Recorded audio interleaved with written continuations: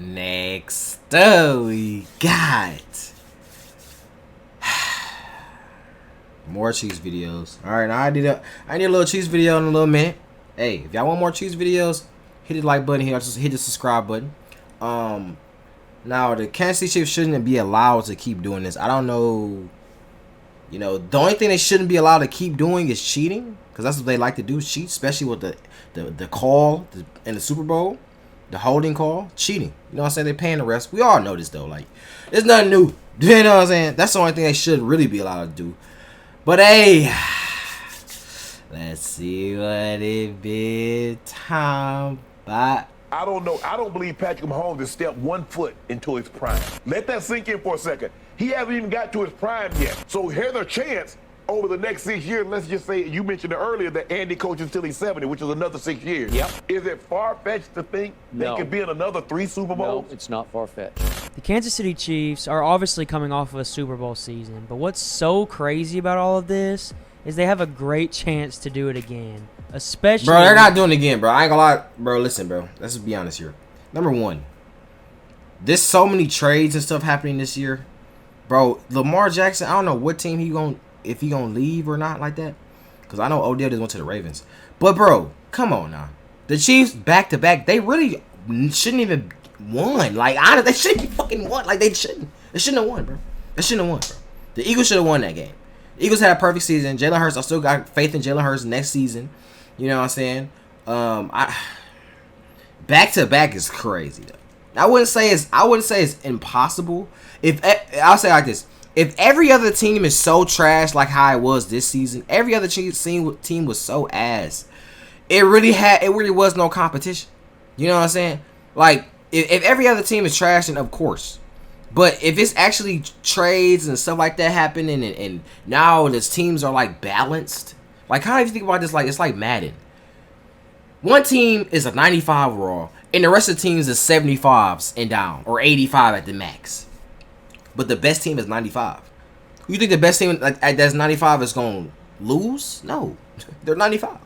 You feel me? They're 95. the moves they've made so far this offseason. They'll obviously still have Patrick Mahomes and Travis Kelce next season to help lead the offense, but someone who needs to be talked about more is Kadarius Toney. The Chiefs made a trade for Kadarius midseason for a compensatory 3rd-round pick and a 6th-round pick. Kadarius Toney was drafted in the 1st round of the draft, but during his time with the Giants, he just couldn't stay healthy, so they decided to trade him. And the Chiefs front office knew that if they could keep Kadarius Toney healthy, that this trade would be a steal. And it was exactly that, because this trade worked out perfectly. He had a huge impact throughout the Chiefs' road to the Super Bowl and in the Super Bowl specifically.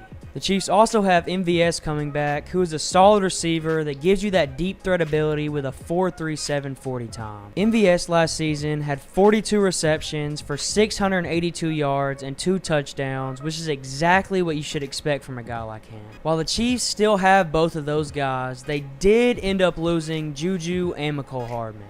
Juju played pretty well for the Chiefs last season, and he played a key role in their Super Bowl run, but he was more of a one-year fill-in type of guy. Mecole Hardman, on the other hand, has been with the Chiefs his entire career, and he made a huge impact when he was on the field. But last season was his last season on a rookie deal, so for the Chiefs to re-sign him, he would have needed to have a phenomenal season. And last season, he was only able to play in 9 games, including the playoffs, because of injuries. So the Chiefs front office just didn't see the value in paying him $4 million like the Jets did. Do y'all feel like they? I feel like Mecole Hardman is the off-brand Tyreek Hill. You know, so I feel like they should keep him. I don't think they should leave. Bro, pay that man. But I mean, if you keep getting hurt though, it is just a liability. I guess they're probably gonna try to start banking on Kadarius Toney. But I don't know. Do you think Kadarius Toney can really get it? Can he really feel like it's kind of like you're trying to feel Tyreek Hill position? Like I do see a future for Kadarius Toney, but as good as Tyreek Hill is, like, I don't know. We gotta see though. We gotta just see. After this year, I'll definitely know. But last year he definitely was a top. Like I do mess with him a lot. You know what I'm saying?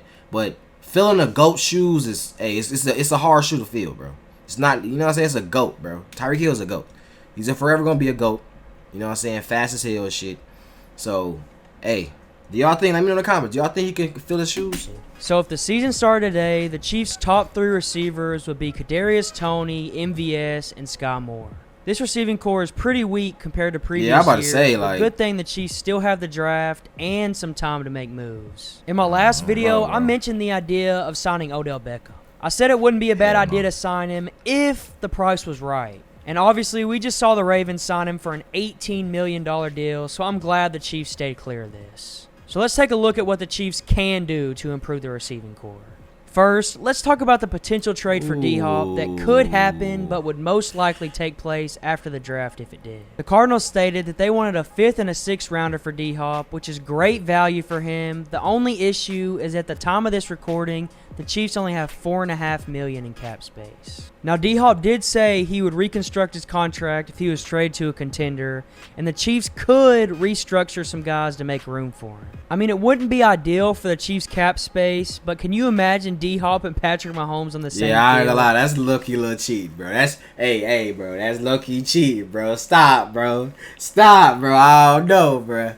Hey, bro. Hey. It would be a nightmare for anyone they played against. But the more realistic way to go about getting a receiver is through the draft. The Chiefs have the last pick, so obviously you won't be able to get the best of the best there, but honestly, you don't need the best of the best. You just need another solid guy to add to the receiving core. In the first round, the only way I'm taking a receiver is if a top-tier guy drops there like Jordan Addison or Quentin Johnson. But this receiving class has some pretty good depth to it, so in the second round, you'll have some solid options. Guys that come to mind there are Tank Dell, Rashee Rice, Kayshon Boutte, and then maybe if you're lucky, Jalen Hyatt or Josh Downs. You could also wait until the third round and hope a solid guy like Xavier Hutchinson is there. After getting a receiver, no matter how the Chiefs decide to do it, their offense should have plenty of weapons for Patrick Mahomes to work with. Now, the last position I want to talk about on the offense is the offensive line.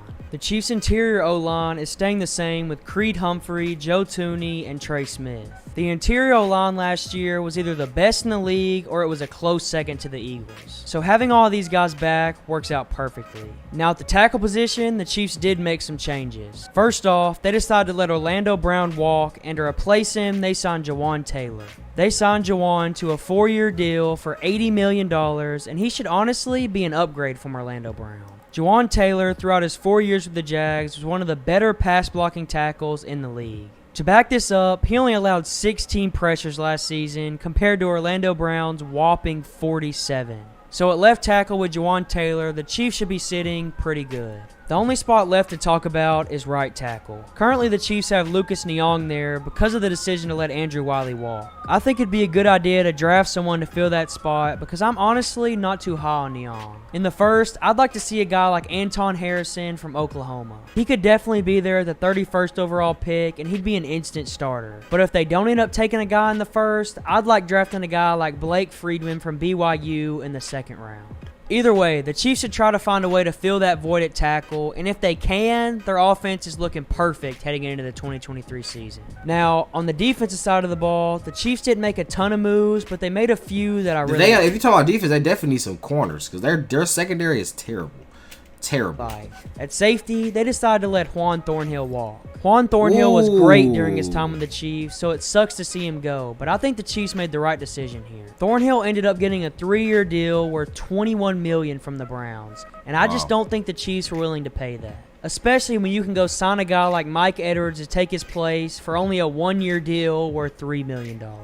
When you take a look at their production last season, it's almost identical. So basically, they got an equal or better option that's a little bit younger and for less than half the price. After this move, the Chiefs now have Mike Edwards, Justin Reed, and the rookie Brian Cook, who will continue to progress. At corner, I'm not too worried about where the Chiefs are at. They have both Trent McDuffie and L'Jarius Sneed, who are both coming off great seasons. And at corner 3, they have Jalen Watson, who I'm honestly not too high on. I mean, considering he was a 7th-round pick last year, you shouldn't expect too much. So I'd be fine with the Chiefs taking a chance on a later-round corner again this year and letting him compete for that corner 3 spot. Now, in the front 7 is where the Chiefs made some really big moves that can really put this defense all together. We all know that the Chiefs struck gold with the pick of Willie Gay in 2020 and the pick of Nick Bolton in 2021. These two guys have been holding down the linebacker core well, but to add to them, the Chiefs added Drew Tranquill to a one-year deal worth $3 million. Drew Tranquill last season had 133 tackles, 1 interception, 52 defensive stops, and 5 sacks. Drew Tranquill is really good in both the run game and in pass coverage. I'd say he's a little bit better in pass coverage, but overall he's a super solid linebacker, and adding him to Willie Gay and Nick Bolton is going to be insane. Lastly, let's take a look at the defensive line. The Chiefs still have Chris Jones and George Karlaftis, who both had great seasons last year, combining for 22 sacks. But the Chiefs did lose an important pass rusher in Frank Clark. So to try and replace him, they signed Charles Omenihu to a 2-year deal worth $16 million. Omenihu has been a solid edge rusher throughout his 4 years with the 49ers, even though he was only a rotational guy. A positive for the Chiefs, though, is that he's coming off his best season yet, where he had 5 sacks, 10 defensive stops, and 54 pressures. He's super athletic, tall and long, and at 6'5", 280, I'm pretty hopeful for what he'll be able to do for the Chiefs. Now, the last thing I want to talk about is the fact that you're not subscribed and you haven't watched this video right here. Hey!